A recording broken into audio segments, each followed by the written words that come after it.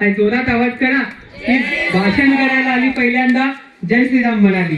महाराष्ट्र राज्याचं आराध्य दैवत छत्रपतींना देखील मानवंदना करून आज या ठिकाणी हळदी कुंकूचा कार्यक्रम आहे.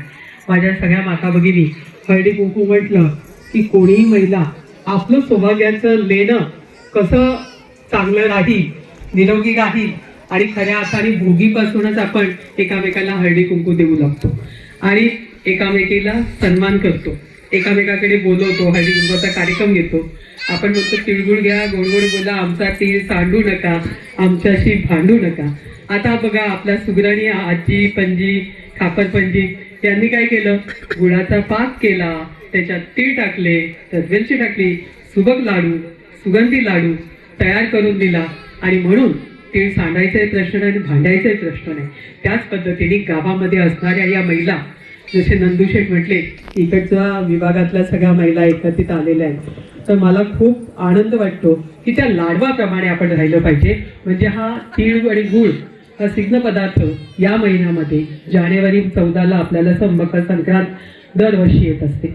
कधीतरी ती 13 होते, परंतु आपल्या शरीराला थंडीच्या दिवसात याची अत्यंत गरज असते. आपण एरवी करून खात नाही तो सण सोडला तर, पण हे 15 दिवस महिनाभर आपण ते घेतो देतो, मुलं खातात, सगळे खातात आणि त्याच्यामुळे आपली प्रकृती चांगली राहते. या ठिकाणी आपण या कार्यक्रमासाठी येत असताना एकामेकीला वाण देतो आणि एकामेकीचा सन्मान करतो आणि म्हणून हा कार्यक्रम एक आगळा वेगळा परंपरेने आपण धर्माला मानणारे, धर्म चालवणारे आणि धर्माला मानणारा माणूस जो आहे, आपल्याला संस्काराने आलेला आहे, ते आपण पुढे चालवतोय. आज या कार्यक्रमाला काय होतं की हे लोक येतात आमच्या बरोबर, म्हणजे नाना गांधळे सगळे, परंतु हे म्हणतात तुम्हाला बरं आहे, बोलवतात, तुम्हाला हळदी कुंकू देतात, लग्नात गेलं तरी साडी मिळते, तुम्हाला वाण मिळतो. मी म्हटलं असं करूया आपण याच्यानंतर आहे ना हळदी कुंकवासोबत नंदूशेठ आपण टिळ्याचा कार्यक्रम ठेवू. म्हणजे तो एक कार्यक्रम कावे टोपी आपण देऊ, पण तो करायला पाहिजे. म्हणजे त्यांनाही वाटेल की आम्हाला येतंय आणि नुसतं बोलायला आणि त्यांच्या मागे फिरायला काही रिकामं नाही. परंतु हा झाला मस्करीचा भाग. परंतु असं केलं तरी काय वाईट नाही, वावगं नाही. कारण त्यांच्याशिवाय आपण जो हे मुलं नसती, हे तरुण नसते, ज्येष्ठ नसते, तर आपल्याला काय सन्मान आहे, त्यांच्यामुळेच आपल्याला सन्मान आहे. या ठिकाणी आता निवडणुकांचं वारं वाहत आहे. जिल्हा परिषद पंचायत समितीच्या निवडणुका आल्या, त्या 6वीच्या पावलाने आपला भाग्य लिहायला येतात गावामध्ये. कारण जसे 6वी 5व्या दिवशी आपलं भाग्य लिहिते आणि 5 वर्ष हे जिल्हा परिषद पंचायत समितीमध्ये आपण ज्याला निवडून देतो तो आपल्या गावच्या असणाऱ्या अडीअडचणी, जसं की आता या ठिकाणी सरपंच साहेबांनी सांगितलं, आदर्श सरपंच त्यांनी सांगितलं की आम्ही खऱ्या अर्थाने कामासाठी गावासाठी ताईच्याकडे जायचो. पण माझा स्वभावही असा आहे, तू कुठल्या जातीचा, कुठल्या धर्माचा, कुठल्या पंथाचा, कुठल्या पक्षाचा हे कधीच विचारायचं नाही. कोणीही येऊ दे, फक्त त्याच्या चेहऱ्यावर हास्य आलं पाहिजे, तो हसत गेला पाहिजे, हे माझं समाधान, त्याच्यात माझी तृप्ती. आणि म्हणून या ठिकाणी एवढ्या महिलांनी बोलले की मला त्याचा आनंद, म्हणजे सांगावं लागतं सारखं बोला बोला बोला असं, पण स्वतःहून स्वतःची ऊर्जा घेऊन जेवढ्या बोलल्या त्यांच्यासाठी एकदा जोरदार टाळ्या वाजवल्या. कारण महिला घरात बोलते, दरारा असतो, होम डिपार्टमेंट असतो, पण बाहेर पडल्यानंतर आपण हा माईक कोणामुळे मिळाला आपल्याला माहिती आहे का? कोणी दिला नसता. सावित्रीबाई फुले यांनी त्यावेळी जर शिक्षणाची कवाडं उघडली नसती, नवऱ्याने साथ दिली नसती, जगाने चिखल टाकला, त्यावेळी महामारी आली, पुण्याच्या काही शनिवारवाड्याच्या आजूबाजूला आपण पाहतो ऐकतोय नेहमी, म्हणून म्हणते की धर्म टिकला पाहिजे. तर त्यांनी अगदी ती आजारी माणसं पाठीवर घेऊन त्यांना बरं करण्याचं काम केलं. जसं करोनामध्ये आपण एक प्रयत्न केला की प्रामाणिकपणे आपण लोकांना कसं वाचवू शकतो. तसंच जिजाऊ संपूर्ण महाराष्ट्र सोडून इथे आपल्या किल्ल्यावर शिवबारायांना जन्माला घालायला आल्या नसत्या आणि त्यांनी त्या जर आल्या नसत्या आणि शिवबा जर या ठिकाणी जन्मले नसते तर स्वराज्याचं तोरण कधी बांधलं गेलं नसतं. ती ताकद त्यांनी त्याच्यामध्ये निर्माण केली. आई काय करू शकते, नारी शक्ती काय करू शकते, आदिशक्ती आदिमाया ही नारी आहे, तिच्या प्रत्येक स्त्रीमध्ये आहे ती. आणि म्हणून त्यांच्या सारखं नाही आपल्याला होता येणार. त्यांना आपण किती केलं तरी कमीच पडणार, पण त्यांच्या पायाची धूळ होण्याची शक्ती प्रमाणित प्रयत्न तर आपण केला पाहिजे असं तुमच्या ताईला वाटतं. आणि म्हणून या ठिकाणी गेली मुंबईमध्ये 13 वर्षांनी इथे जवळजवळ 24 वर्ष आहे, 25वं वर्ष आहे मी सलग जनतेमध्ये आहे आणि मला खूप आवडतं जनतेमध्ये काम करणं. आणि म्हणूनसाठी मी हे करत असताना आता का म्हणते की नाही मला आता शेवटचं लढायचं, याचं कारणच आहे कधीतरी आपल्याला रिटायर व्हायचं असतं, कधीतरी आपल्याला थांबायचं असतं. हे माणसाला जेव्हा कळतं ना तेव्हा सासूबाई सुद्धा बघते की 3 सुना आहे पण सुग्रण कोण आहे, घरात येणाऱ्या जाणाऱ्यांचं कोण चांगलं बघते, नंदा आल्या की जीव लावते, जीव घालते, किंवा कोणी आलं पाहुणचार करते तर तिच्या हातात किल्ली देते की तू माझी कर्तव्यासून. तसं मुलं 4 असतील पण त्याच्यात 4 म्हणजे आपली मक्तेदारी, आपलं नाव कोणाला द्यायचं, कोणाला पुढे काढायचं. तर सासरे बुवा सुद्धा कर्तबगार मुलाला निवडतात का जपून जवपून सगळं करेल. सासू करते तसंच सासरा करतो.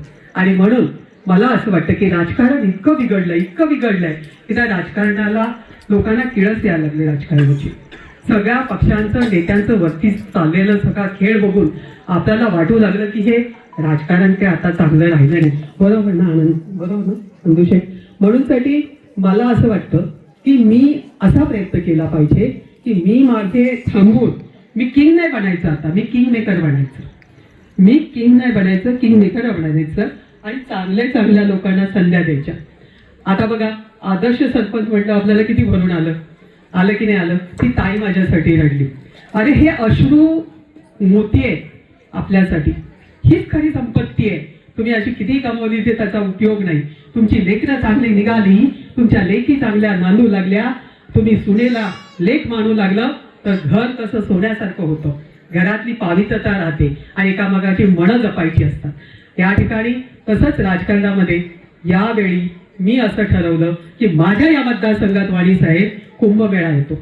कारण या ठिकाणी नाशिक मधून जो कुंभमेळा निघतो तो ब्रह्मनाथाच्या इथे 10 दिवस असतो आणि हा 10 दिवस 27ला आता तो कुंभमेळा आहे. पण त्याची सुरुवात झाली. आता बाहेरचे तालुके ज्यांचं काही संबंध नाही ते 200 आणि 250 कोटीचे प्रस्ताव त्या ठिकाणी देतात आणि आपली गरज, ती गरज जी आहे ही पंचकोशीची ती पुरी होत नाही, आपल्याला कधीच भरभरून मिळत नाही. म्हणजे अगदी तुम्ही नारंगापासून सुरुवात केली जाण्याचा जो मार्ग आहे तर अगदी सगळी पंचकोशीतली गावं. तर मला सगळ्यांनी सांगितलं नारंगाव. वाणी साहेबांना पण प्रश्न पडला असेल काय ताईच्या डोक्यात खूळ बसलाय. 6 गावं आहेत तिकडे, इकडे 26 गावं आणि ताई कशाला जीव काढतायत आणि ओपनच्या जागेवर उभ्या राहतायत. माझ्या मनातली इच्छा आहे, स्वप्न आहे की आपल्याला जर काही वेगळं करायचंय, मॉडेल करायचंय आणि आपल्याला दाखवायचं की राज्यात पण सरकार आहे देवाभाऊचं, सगळ्या लाडक्या बहिणींच्या भावाचं आणि केंद्रामध्ये पण मोदीची आहे. कारण पैसा प्रमुख असता नंदूशेठ तर या देशाचं राज्य, त्या देशाच्या तख्तावर टाटा बिर्लाच बसले असते. तिथे चहा विकणारा मोदी नसते बसले. परंतु अजूनही माणसामध्ये माणुसकी जिवंत आहे.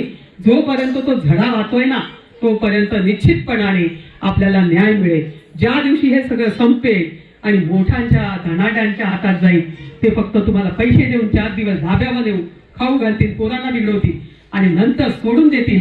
ते 5 वर्षापर्यंत बघायला येणार नाही की इथे महिला कशा भिजल्या, देवाची भक्ती कशी करतात.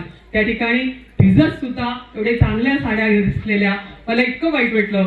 एवढं सुंदर बनवलेलं खायला सुद्धा वरून पाणी पडत होतं.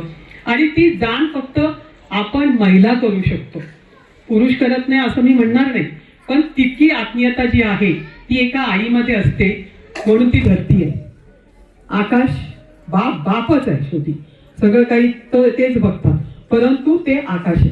त्यामुळे या ठिकाणी मला असं वाटतं की येणारा जो काळ आहे ती 5 वर्ष पूर्णपणे एक मॉडेल कसं असतं, जिल्हा परिषदेचा एक गट कसा असतो तुम्हाला सगळ्यांना ठाऊक आहे गाव. मी जिल्हा परिषदेमध्ये आली ना 2002ला, जिल्हा परिषद सदस्याला निधी काय मिळतो कोणालाच माहित होतं का वाणीचं नाही. त्या ठिकाणी आमदार खासदार खूप होऊन गेले आणि सत्तेतले, बरोबर ना, सत्तेतले. परंतु सत्तेत नसणारी आणि जिल्हा परिषद सदस्यच असणारी तुमची ताई बाळासाहेब ठाकरेंसारखी जिद्दी होती, आहे, राहणार श्वास असेपर्यंत. का बोले तैसा चाले त्याची वंदावी पावले, ज्याची खावी पोळी त्याची वाजवावी टाळी. जशी तुम्ही वाजवताय आणि खरोखर तुम्ही त्याचा सन्मान करताय. माझ्यासाठी हे 7 लाख मोठे नाही किंवा तिथे गावामध्ये किती कोटी दिले ते महत्वाचं, हॉस्पिटल उभं केलं ते महत्वाचं नाही, कारण मी निमित्त मात्र आहे. मी निमित्त मात्र आहे, करता करविता वरचा आहे. आणि ती शक्ती त्याने मला दिली, ज्या आईबापाने जन्माला घातली. मी शेळक्यांची नात आहे, गावड्यांची पोरगी आहे. त्यामुळे हा जो संगमापासून उगमापर्यंत सगळा हा परिसर आपला, की ज्याच्यामध्ये संत महंतांची भूमी मानली जाते, आणि म्हणून आपल्यावर ते संस्कार आहेत. त्या संस्काराला आपण जपलं पाहिजे.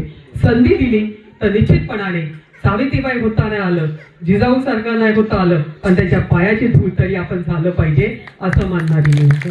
आणि त्यामुळे ही संधी देताना कुठेच कमी पडू नका. नंदूशेठ, मला तर तुम्ही आला तर आता तुम्ही सगळ्यांनी ना कुठे जायचं नाही. तुम्ही सगळ्यांनी मला 10 दिवस द्यायचे, एनी हव एनी भव, काय तुम्ही लोकांनी पण. कारण नातं होतं, तुम्ही फोन कराल, तुम्ही सगळ्यांनी आपापल्या नातेवाईकांना फोन केले, सांगितलं, तर मला वाटतं ती माझ्यासाठी मोठी भेट असणार आहे, तो माझ्यासाठी मोठा वाण असणार आहे. आणि तुम्ही ताईला देणार ना? पण सगळ्यांनी दोन्ही हात वर करा आणि मला आश्वासित करा. जय श्रीराम. जय श्रीराम. धन्यवाद, धन्यवाद. मी तुमची आभारी आहे. तुम्हाला मी सांगते की तुम्ही मला ह्या वेळ निवडून देणार आहात ना, तर हे मी मॉडेल बनवणारच. जसं राळेगण सिद्धीला जातात ना लोक बघायला, तसे इथे आपला हा जो गट आहे सावरगाव कुसूर, हा बघायला बाहेरून लोक येतील का हा बनवला कुणी. आणि म्हणून या ठिकाणी मला त्या पद्धतीचं सगळं वातावरण, त्या पद्धतीचे सगळे रस्ते, शेताला जाणारे रस्ते महत्वाचे आहेत.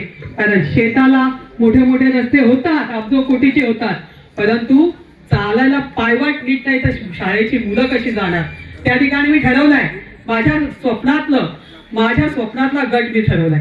सांगा बरं, मी गेली 25 वर्ष रक्ताचं पाणी केलं आणि 184 गावं तालुका सांभाळला. एक वाडी, एक वस्ती अशी नाही जिथे मी काम नाही केलं. पण मला आमदार नाही होऊ दिलं का हो? पश्चिम पट्ट्यातला आमदार झाला का कधी? झाला का? नाही झाला. याचं कारण काय? शेवटी महिलेला दुय्यम स्थान.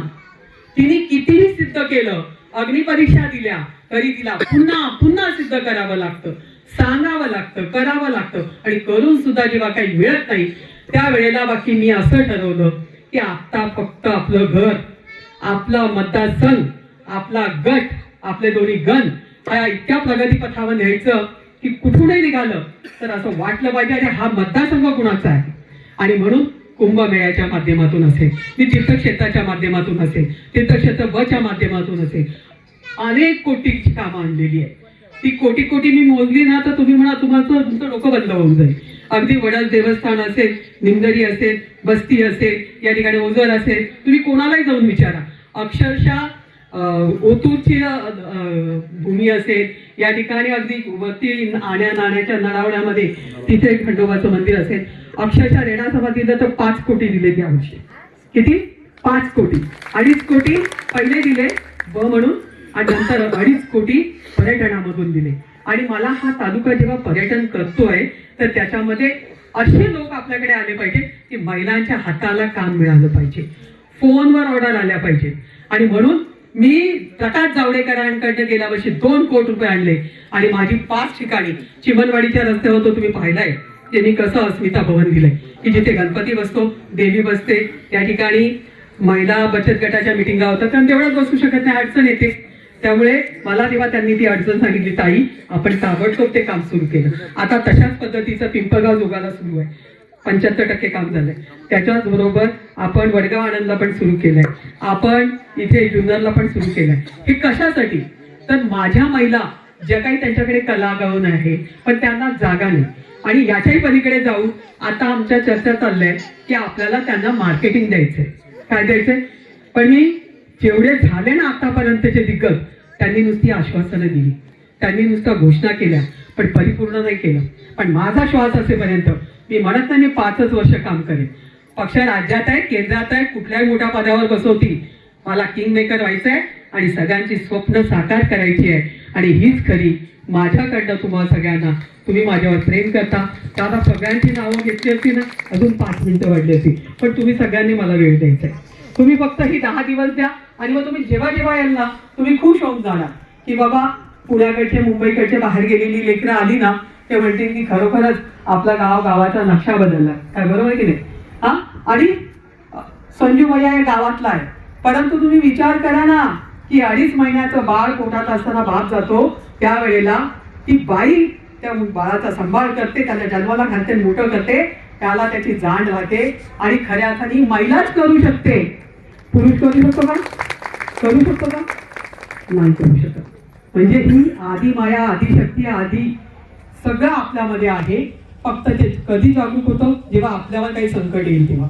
मग आपण म्हणतो अरे हिच्या तोंडात तर जीभ नव्हती, ही कधी बोलली नाही, ही आज का चिडली? आज तिच्या घरावर संकट आलं, आज तिच्या भावावर संकट आलं, आज तिच्या दिरावर संकट आलं, आज तिला कोणतरी घरातल्याला बोललं तर ती सहन करत नाही.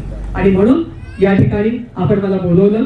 पुढचे 3 कार्यक्रमांपैकी एक कार्यक्रम तर ॲडव्होकेट ज्योतिताई दुराफे माझ्या कन्येला सांगितलं तू जाऊन कर बेटा, कारण मला माहिती होतं नंदू शेठ आले, सगळे आलेत, म्हणजे या कार्यक्रमात मला थोडा जादा वेळ द्यावा लागेल.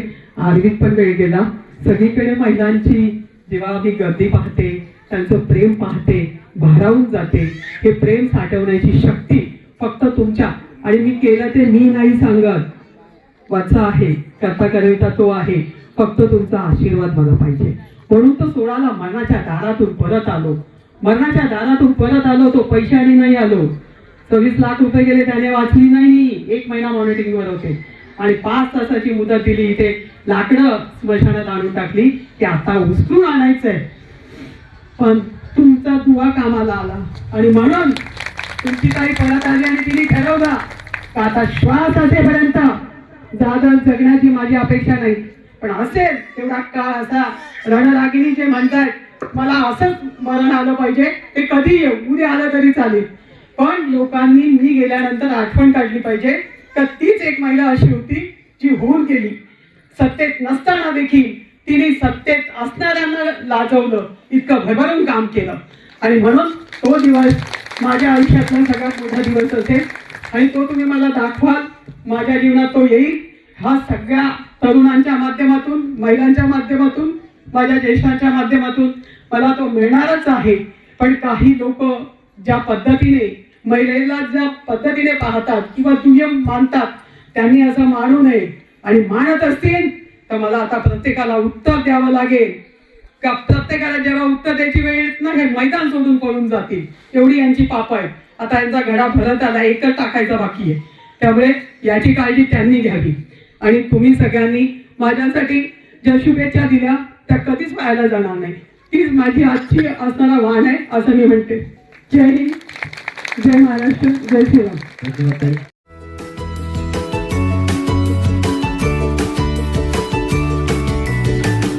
बातम्या शेतीच्या, बातम्या मातीच्या, बातम्या अन्यायाच्या, गुन्हेगारीच्या,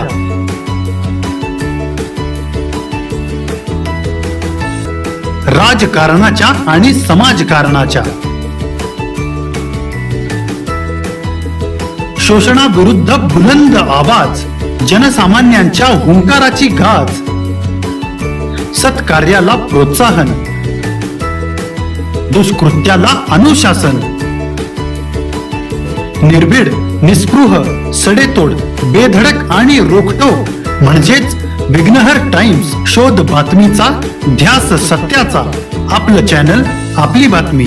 सबस्क्राईब तर कराच, पण बेल आयकॉनवर क्लिक करायलाही विसरू नका.